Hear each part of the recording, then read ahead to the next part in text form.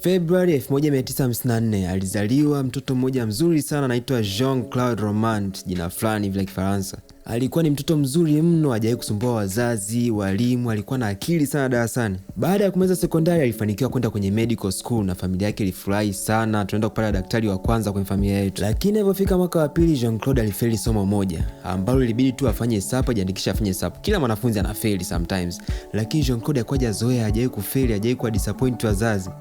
Akaona kuliko kuambia wazazi wake amefeli ili somo, ngoja tu asifanye tu. Kwa hiyo Jean-Claude akawa amediscontinue chuo, maana yake akawa amefukuzwa chuo kwa sababu hana grade za kutosha. Kwa hiyo Jean-Claude akawa anaendelea kuishi hivyo chuo, japokuwa sio mwanafunzi tena, anaenda darasani, anarudi bwenini, anaenda na kula na wenzake, lakini yeye ni kama tu raia tu, sio mwanafunzi, yani system haimtambui. Wazazi wake wanampigia simu, uko chuo vipi? Anasema bana mimi fresh, huko masomo yanaenda fresh, lakini kitu ambacho hakijui ni kwamba huu uongo utamwandama maisha yake yote. Kwa hiyo aliishi kwa staili hiyo kwa miaka 5 hadi anamaliza chuo. Akajipatia na pisi kabisa chuo. Baada ya mwaka wa 5 wa chuo akarudi nyumbani, akamwambia wazazi nimegraduate na huyu pia ni mke wangu mtarajiwa. Wazazi wake walifurahi sana sana sana. Kwa nini wasifurahi? Kwa nini wahisi na wadanganya mtoto wao mzuri Jean-Claude, mtoto wao mwenye akili? Kwa nini wadanganya? Kwa hiyo hamna aliyemuhisi, sio mke wala sio wazazi. Pisi anajua anaenda kuolewa na daktari kabisa. Lakini jau jipya likaanza kujitokeza. Wazazi wanauliza, kazi vipi? Unatafuta wapi kazi? Mpango wako vipi?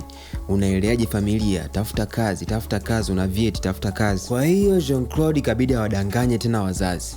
Akawaambia nimepata kazi WHO au World Health Organization. Na sababu ya kuchagua kampuni hiyo, alitumia akili sana, kwa sababu cha kwanza ofisi zao ziko mbali na walipokuwa wanaishi, na cha pili ofisi hiyo iko kwenye mpaka wa Switzerland na France. Kwa hiyo mtu wa kawaida kwenda ofisini kwake ilikuwa ngumu sana yani. Kwa hiyo Jean-Claude alikuwa anamka kila siku asubuhi, anapiga mswaki, anavaa tai, anavaa suti, anawasha gari, anaenda msituni, anapoa. Jioni anarudi, mwanamke anamwambia pole na kazi, asante. Kesho yake asubuhi anawasha gari, anaondoka, anazunguka mjini, anaenda kwa washikaji, anaenda restaurant, anapoa. Jioni anarudi, pole na kazi mume wangu, asante. Haya, nawapa sekunde 5 mbahatishe, mniambie mnahisi Jean-Claude aliishi maisha yao kwa muda gani? Tayari najua wengi mtakuwa mmesema miezi 5, mwaka. Jean-Claude aliishi hao maisha kwa miaka 18. Ndani ya hicho kipindi alifanikiwa kupata watoto 2, alipata nyumba, alipata gari, alikuwa na maisha mazuri kabisa. Kwa hiyo najua mtakuwa mnajiuliza hela alikuwa anapatia wapi, maana mke anategemea mshahara wa daktari. Jean-Claude bana alikuwa ni tapeli, maana afanye nini kingine sasa, maana hana hata vyeti, hata ingekuwa wewe. Na watu wa kwanza kuwatapeli ilikuwa ni wazazi wake yeye mwenyewe. Aliwafuata akawaambia bana, kuna mchongo wa asili kazini pale WHO, kuna uwezo wa kuinvest hela, kuwekeza hela, lakini mtu nje hawezi kuwekeza. Kwa hiyo nipeni hela zenu nikawawekezee, afu hela zitarudi tu, mtapata hela zaidi mara 3 mara 10. Kwa hiyo na wazazi wake akamwamini, maana kumbuka Jean-Claude ni mtoto mzuri, ukumbuke. Kwa hiyo wazazi wakampa hela zao zote, life savings zote, wazongaikia maisha yao yote. Na hizo hela ndio Jean-Claude akatumia kulisha familia yake. Baada ya hizo hela kuisha, akahamia kwa baba wa mke wake. Pigo zile zile, akamwambia WHO kuna uwezo wa kuinvest, kuwekeza hela, nipe hela zako. Akatumia hizo hela kumlipa babake na zingine akalisha familia. Alipotoka hapo akahamia kwa marafiki zake. Baadaye akamia kwa marafiki zake. Hadi kufika mwaka 1990 alikuwa ametapeli zaidi ya milioni 2.5 French franc, ambazo kwa Kitanzania sasa hivi ni bilioni 6. Hasa sijui kwa kipindi kile kwa shilingi ngapi, lakini bado ni nyingi sana. Kufika mwaka 1992 wadeni wake walimjia juu. Kesi kibao, zingine zinaenda mahakamani, wanamdai hela, wanamfuatilia mno, wanamsumbua, wanamfuata nyumbani, wanamtumia watu. Alikuwa aishi kwa amani Jean-Claude. Watu walikuwa wanadai waone vyeti, waone documents za kuonyesha kwamba hela zao zilikuwa invested na zinarudi lini. Maana ilikuwa ni miaka.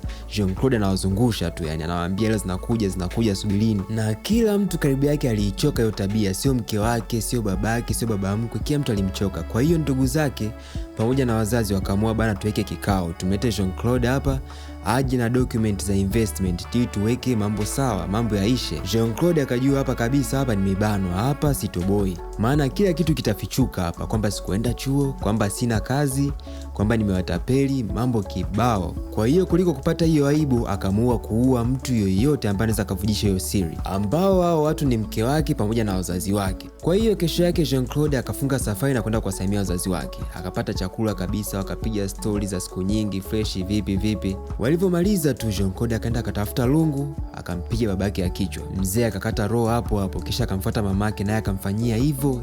Kwa hiyo wote wawili wakafa. Alivyotoka hapa karudi nyumbani, akalala na mke wake vizuri kabisa, akamwambia good night. Asubuhi akamka mapema kabisa, akapiga mswaki, akatafuta bastola. Mke wake bado amelala, akamtia ya kichwa.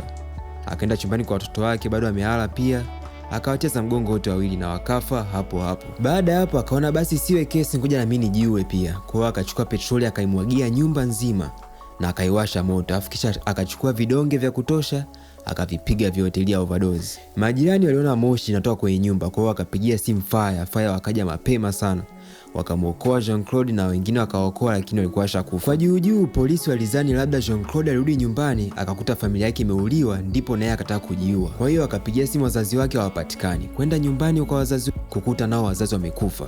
Kutaka kupiga simu ofisini, wanapiga simu WHO wanasema tumtambue huyu mtu. Kwa hiyo kesi ikawa ngumu sana kwa polisi, lakini Jean Claude alipopata fahamu na kuamka aligundua hicho kifanya na akajutia sana, akaconfess kila kitu. Akasema bana, mimi ndio wazazi wangu, nikaua na watoto wangu na mke wangu pia, na alijuta sana, alilia sana. Kwa hiyo kesi ilikuwa nyepesa kwa judge. Judge alimpa kifungo cha maisha jela, lakini mwaka 2019 baada ya miaka 27 si 28 hiyo, Jean Claude aliomba kifungo cha nje na judge akampatia. Kwa hiyo sasa hivi tunavyoongea Jean Claude yupo nje, yuko mtaani, yuko uraiani, japokuwa ilikasirisha watu wengi sana, maana watu wengi sana walikuwa wanafuatilia hiyo kesi. Na kwa sasa Jean Claude ameokoka, ni mtu wa Mungu na ana maisha mapya sasa hivi. Wewe unachukuliaje hilo swala? Hebu niambie kwenye comments.